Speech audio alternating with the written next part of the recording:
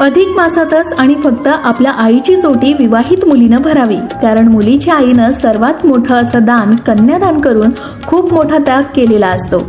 तसंच अशी आई खूप पुण्यवान स्त्री असते असं म्हणतात.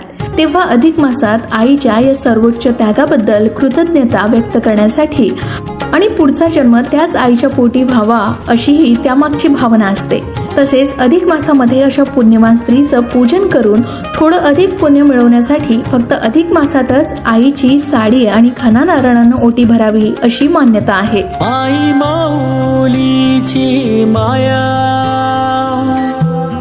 अनमोल माया, ऊन सावली सुखाची, ममतेची छाया, माई माऊलीची माया,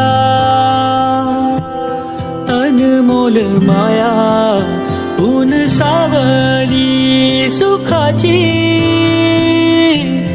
ममतेची छाया. तुला आठवतो मनी साठवतो, दिसे आसवात ही तू मला.